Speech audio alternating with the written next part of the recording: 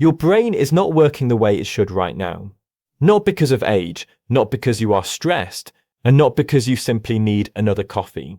Something is running in the background of your neurology, a quiet, sustained process that is reducing the amount of oxygen and glucose reaching your brain cells, impairing the chemical signals between neurons, and leaving you in a state of cognitive half-function that you have probably come to accept as simply how you feel these days. Brain fog is one of the most dismissed symptoms in medicine. Patients describe it and doctors nod and move on. It's attributed to tiredness, to age, to hormones, to anxiety, to almost anything except the one mechanism that the research now consistently points toward. And because it doesn't show up on a standard blood panel, because there's no simple test that flags it, it gets filed away under nothing serious while the underlying process continues. What I want to talk about today is the actual biology of brain fog. Not the vague lifestyle advice you've already heard, the specific, measurable, physiological process that is in the majority of people who experience chronic cognitive sluggishness sitting right at the center of the problem. A process that has been building quietly, possibly for years, long before the brain fog itself became something you noticed. It is called chronic cerebral hypofusion. It means your brain is not getting enough blood, and the mechanism driving it, in most people, is one that the medical system has almost entirely failed to connect to the symptom it produces.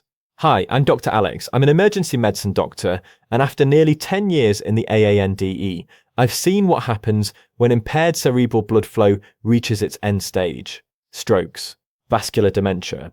Patients in their late 50s and 60s who sat in my department with sudden neurological deficits that their families insisted had come out of nowhere, except that when you looked at the history, they had been describing brain fog, poor concentration, and cognitive slowing for years beforehand. Nobody had connected the dots. My goal is to help people connect those dots before the process reaches a crisis. Because what I've learned from over a decade in emergency medicine is that the catastrophic events we treat in the day, NA, are almost always the final chapter of a story that started much earlier and that could have been interrupted at any point along the way. To understand what goes wrong in chronic brain fog, you first need to understand what your brain requires to function at full capacity. The brain is the most metabolically expensive organ in the body. It accounts for roughly 2% of your body weight, but consumes approximately 20% of your total oxygen supply and 20% of your circulating glucose. It has virtually no energy storage capacity of its own. Unlike muscle, which can store glycogen as a reserve, the brain depends on a continuous, real-time delivery of oxygen and fuel through its blood supply. That delivery system is called cerebral perfusion, the flow of blood through the brain's intricate network of vessels. From the large arteries feeding it to the microscopic capillaries threading through every layer of neural tissue. When cerebral perfusion is optimal, your neurons fire efficiently, your neurotransmitters are synthesized and recycled correctly, and your cognitive function, your ability to think clearly, hold information, make decisions, and find words, operates as it should. When cerebral perfusion falls below optimal, even modestly, even without producing any dramatic symptoms, cognitive function degrades, processing slows, working memory becomes unreliable, the mental effort required for tasks that should be automatic becomes noticeable. Words feel further away, concentration requires more effort than it used to. This is not an abstract description of a rare condition. This is what millions of people experience as brain fog. The key to understanding how cerebral perfusion goes wrong lies in a structure that most people have never heard of: the endothelium. The endothelium is the thin, single-cell thick lining that coats the inside of every blood vessel in your body, including every vessel supplying your brain. It is not passive plumbing. It is an active, responsive organ that continuously monitors blood flow conditions and regulates vessel diameter in response to the brain's changing demands. The primary tool the endothelium uses to widen blood vessels to increase blood flow when the brain signals that it needs more is a molecule called nitric oxide. Nitric oxide is produced by the endothelial cells themselves and diffuses into the surrounding smooth muscle of the vessel wall, causing it to relax and the vessel to dilate. When the brain ramps up activity in a particular region, nitric oxide production rises in the vessel serving that region, flow increases, and the neurons get what they need. This process is called neurovascular coupling, and it is one of the most precisely regulated mechanisms in human biology. When endothelial function is healthy, this system works with extraordinary sensitivity. A localized increase in neural activity produces a precisely targeted increase in blood flow within seconds. But when endothelial function is impaired, when the cells lining your vessels lose their ability to produce nitric oxide efficiently, that response becomes sluggish, blunted, and in severe cases, absent entirely. The brain signals that it needs more blood, the vessels can no longer respond adequately, perfusion falls, cognitive function suffers. Three things damage the endothelium more than anything else we know of. The first is oxidized LDL, low-density lipoprotein that has been chemically altered by oxidative stress and that lodges in vessel walls, triggering an inflammatory response that progressively stiffens and narrows the vessels. The second is chronically elevated blood glucose, which directly damages endothelial cells through a process called glycation, the same caramelization chemistry that browns sugar when you heat it, happening slowly and continuously inside your vessels. The third is chronic systemic inflammation, which reduces nitric oxide availability and accelerates endothelial degradation across the entire vascular system. Now, what produces all three of these simultaneously, in virtually every person who consumes it in significant quantities, is a diet high in ultra-processed foods, particularly one combining refined carbohydrates, industrial seed oils, and added fructose. Refined carbohydrates spike blood glucose and drive glycation. Industrial seed oils are highly susceptible to oxidation, producing oxidized lipids that damage the endothelium directly. And fructose, which is metabolized almost entirely in the liver, generates uric acid as a byproduct, and elevated uric acid is one of the most potent suppressors of nitric oxide production we have identified in the research literature. Research published in the journal Hypertension has shown that fructose consumption at levels common in modern diets directly reduces endothelial nitric oxide synthase activity, the enzyme responsible for producing the nitric oxide your vessels need to dilate. Research published in Stroke has demonstrated a clear, dose-dependent relationship between ultra-processed food consumption and white matter lesions in the brain, the structural evidence of impaired cerebral blood flow. These are not hypothetical associations, they are measurable biological effects happening in living tissue. You might reasonably ask, if endothelial dysfunction is a system-wide problem affecting all blood vessels, why does it show up as brain fog rather than as symptoms in other organs first? The answer lies in the specific metabolic demands of neural tissue. Your brain operates at a level of metabolic intensity that leaves almost no margin for reduced delivery. Other organs have reserves and redundancies. The liver can regenerate, the kidneys have enormous excess capacity, skeletal muscle can switch fuel sources. Your brain's neurons, they are exquisitely sensitive to even small reductions in oxygen and glucose delivery, and they signal that sensitivity immediately through degraded function. This is also why cognitive symptoms are such a valuable early warning system, and why dismissing brain fog as just tiredness is a clinical mistake. In many patients, chronic brain fog is the first detectable signal of endothelial dysfunction that, if left unaddressed, will eventually manifest as hypertension, cardiovascular disease, or vascular dementia. The brain is telling you something is wrong with your vascular system years before any other organ makes the problem obvious. So let me name this mechanism explicitly, because up to this point, we've been building the physiological case, and I want to make sure it lands in practical terms. The silent killer behind chronic brain fog is endothelial dysfunction, the progressive loss of your brain's blood vessels' ability to dilate on demand and deliver the oxygen and glucose your neurons need to function clearly. It is silent because it produces no pain. It generates no acute event that sends you to a doctor.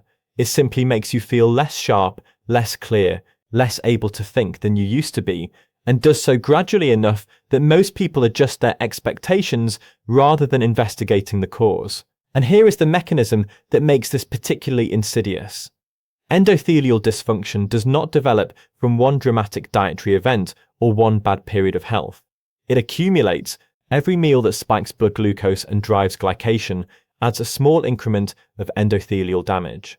Every meal high in oxidized fat adds another. Every episode of elevated uric acid from fructose metabolism suppresses nitric oxide production for hours. Individually, none of these events is catastrophic. Across years of daily repetition, the cumulative damage to the vascular endothelium becomes substantial, and the cognitive effect becomes something you notice every single day. The most common pattern I hear from patients describes a change that happened so gradually they cannot name when it started. They used to be sharp in the morning. Now they need an hour and 2 coffees before their thinking feels reliable. They used to be able to hold several threads of a complex task in their minds simultaneously. Now they lose track of conversations. They reach for words that used to come easily. They make errors in tasks they've done hundreds of times before. They feel a persistent heaviness behind the eyes, not quite a headache, but a kind of cognitive friction, as though every mental operation requires more effort than it should. A second pattern involves afternoon cognitive collapse. The person functions reasonably well in the morning, often supported by caffeine, but by early to mid-afternoon, their thinking deteriorates noticeably. Concentration becomes almost impossible. Reading requires rereading. They feel a strong urge to sleep, but sleeping doesn't fully restore them. This pattern is frequently driven by the postprandial glucose spike after lunch, a sharp rise and subsequent fall in blood glucose that temporarily worsens endothelial function and reduces cerebral perfusion, precisely when the person is trying to work. A third pattern is the brain fog that is present on waking and persists throughout the day, regardless of sleep duration. These people report sleeping 8 or 9 hours and waking feeling cognitively flat. This pattern is almost always associated with the nocturnal glucose instability discussed in our previous video, blood sugar crashing during sleep, triggering a cortisol response that fragments deep sleep and leaves the brain insufficiently restored and the vascular system insufficiently settled by morning. What I also need you to hear clearly is this.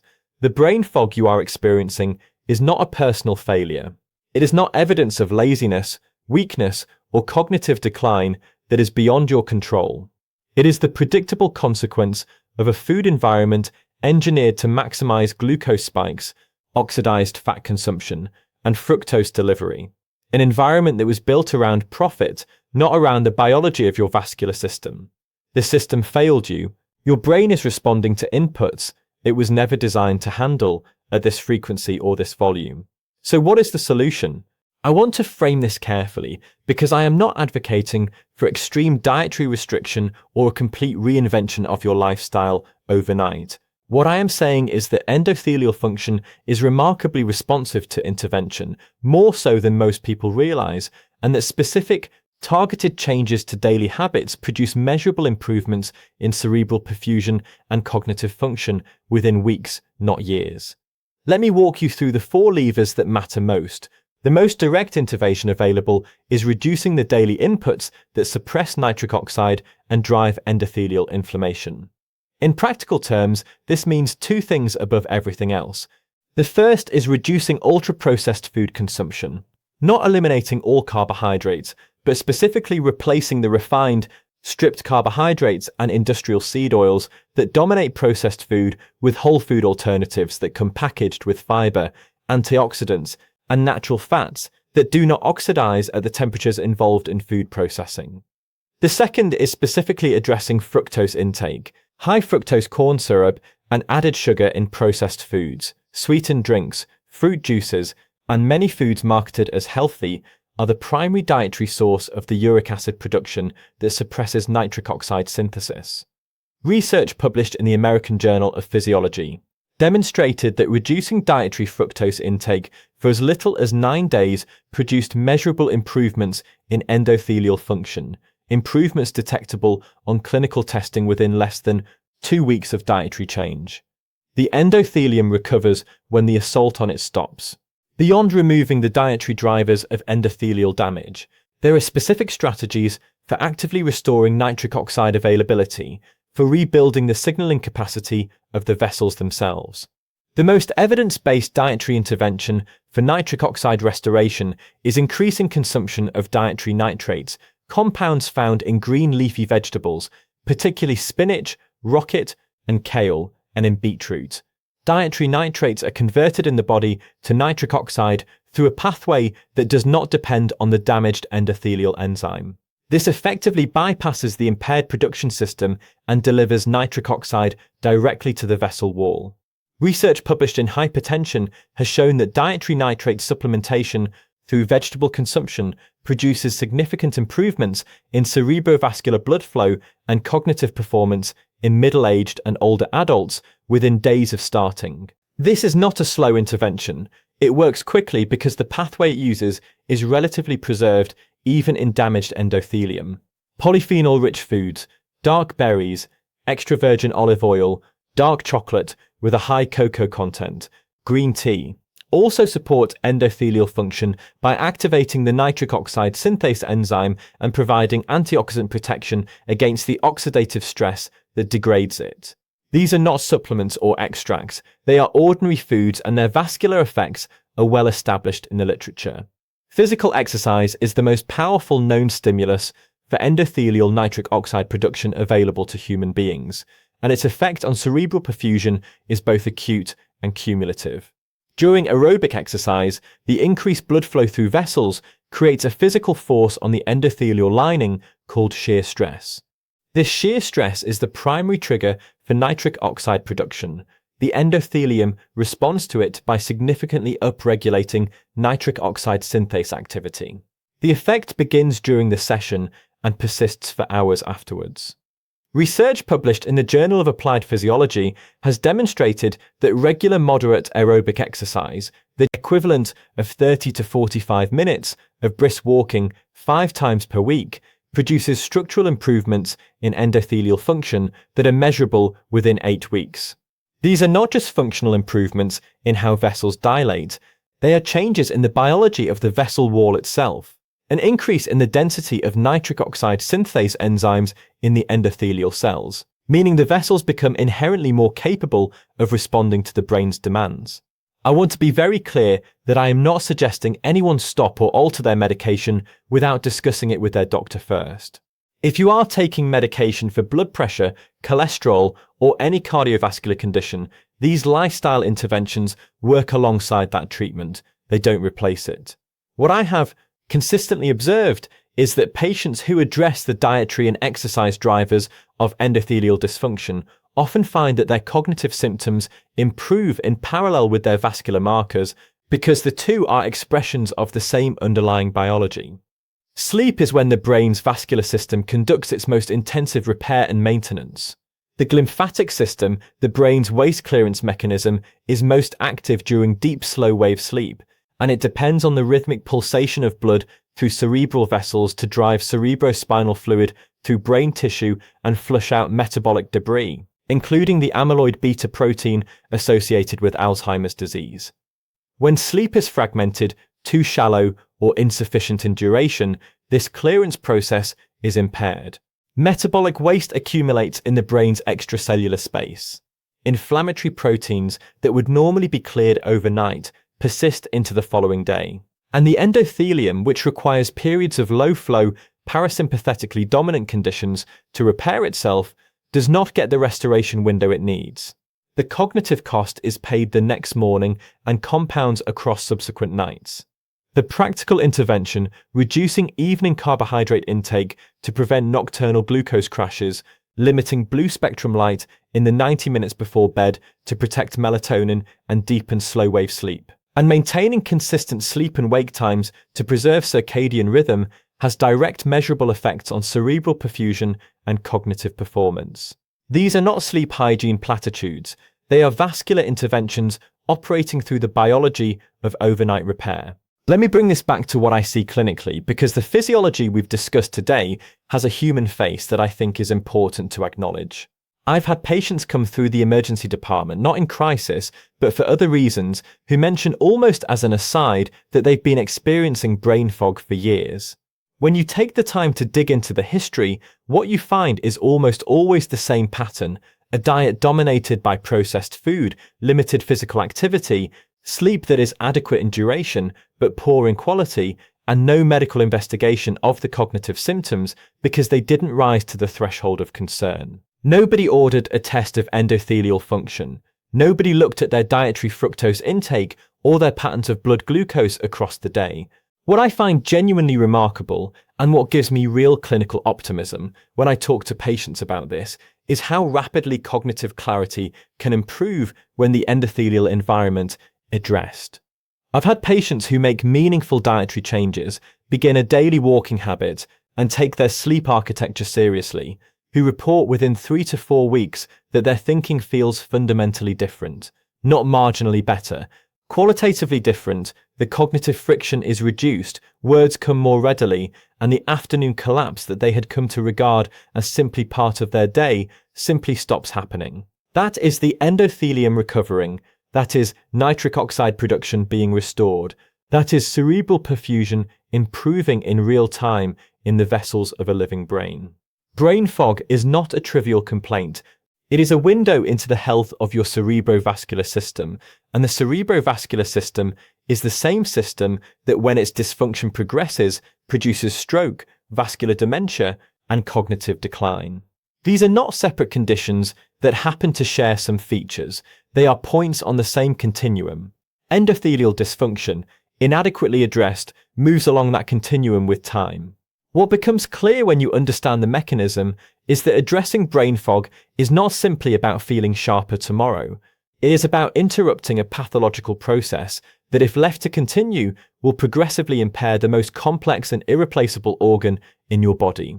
The brain you protect now is the brain that will determine your independence, your relationships, your identity in 20 years. And what is equally clear is that the mechanisms driving cerebral hypoperfusion, endothelial dysfunction driven by glycation, oxidative stress, and nitric oxide suppression are the same mechanisms driving cardiovascular disease, hypertension, and metabolic syndrome.